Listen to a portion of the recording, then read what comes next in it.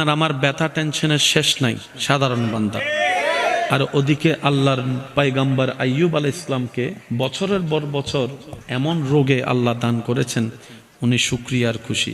শুধু তাই নয় ভাই, শুনলে অবাক হয়ে যাবার মতো কথা। আমরা অসুস্থ থেকে সুস্থ হওয়াটা চাই, আল্লাহ দাও, আল্লাহ দাও, আল্লাহ দাও। আইয়ুব নবী আল্লাহর নবী, সবাই জানেন নবীরা জবান খুলে বললেই দোয়া কবুল, নবীরা চাইলেই আল্লাহ দান করে। সুবহানাল্লাহ জোরে। নবীরা মুখ ঠোঁট লড়ার আগেই আল্লাহ দান করে। সেই নবী আইয়ুব আলাইহিস সালাম, যার দোয়ায় হাজার মানুষ সুস্থ হয়েছেন, উনি আজকে অসুস্থ।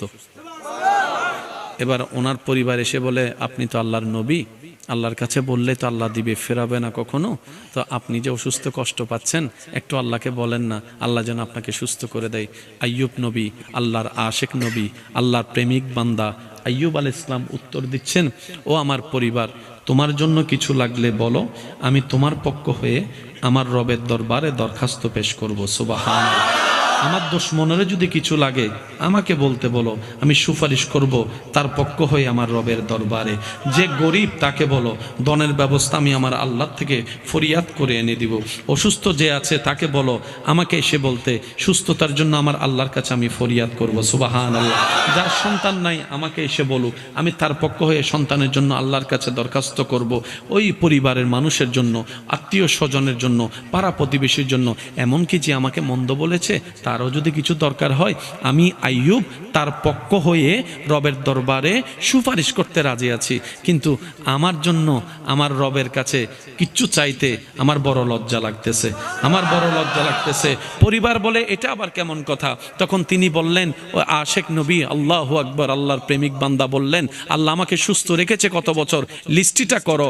অসুস্থ রেখেছেন কত বছর, লিস্টিটা করো। আরে যে রব আমাকে এত বছর সুস্থ রেখেছেন, সে রবকে আমাকে কিছুদিন অসুস্থ রাখতে পারে না? আমার সুস্থতাও আমার রবের জন্য, আমার অসুস্থতাও আমার রবের জন্য, আমার আপাত মস্তক সারা দেহ আমার রবের জন্য। মন চাইলে রাখবে, মন চাইলে ধ্বংস করবে, এটা ওনার ব্যাপার। আমি বান্দা হয়ে নাক গলাবো না। আল্লাহ যখন যেভাবে রাখে, আমি আইয়ুব আলহামদুলিল্লাহ বলে সেভাবে খুশি থাকবে। সাধারণ বান্দা আর আশেক বান্দা এক। সাধারণ বান্দা জায়গায় জায়গায় ফেল হয়। সামান্য একটা কিছু হইলে অনেকে দেখবেন রোল নাম্বার 1, আল্লাহ তাকে 3 বছর রাখছে 1, সে কোন রকম 2 হইছে, মরি দেব গিয়ে নামাতে কারে। একটা ক্লাসের রোল নাম্বার 1 হয় কয়জন? ছাত্র আছে 100 জন, বলেন না ভাইয়া? আপনি স্বার্থপরের মতো এটা আপনি নিয়ে রাখতে চাচ্ছেন কেন? অন্যরা পাওয়ার অধিকার নাই? এক ক্লাসের রোল নাম্বার 1 কয়জন? সবসময় আপনিই হবেন, তো বাকি 99 জন কি করবে? মনে রাখবেন, ভাগযোগ করে খেলে বরকত হয়, শান্তিও লাগে। একাই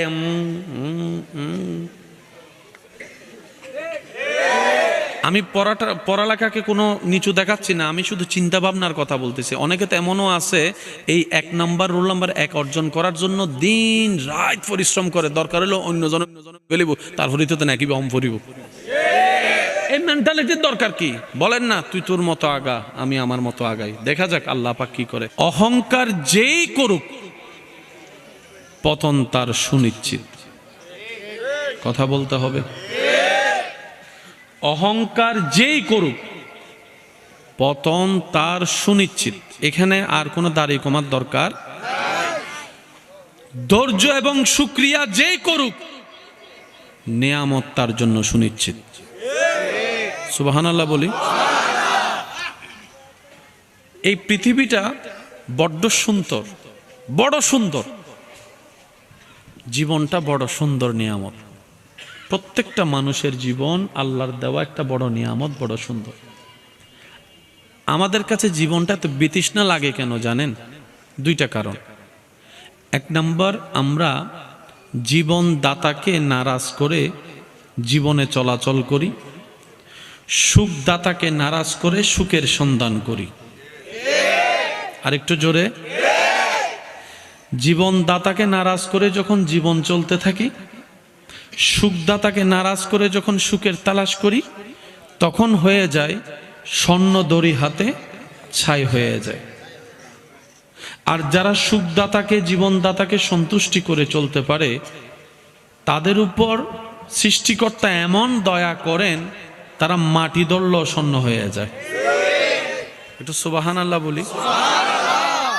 আমি আপনাদেরকে বেশিক্ষণ সময় ডিস্টার্ব করব না। মাইকের আওয়াজ যতটুকু যাচ্ছে,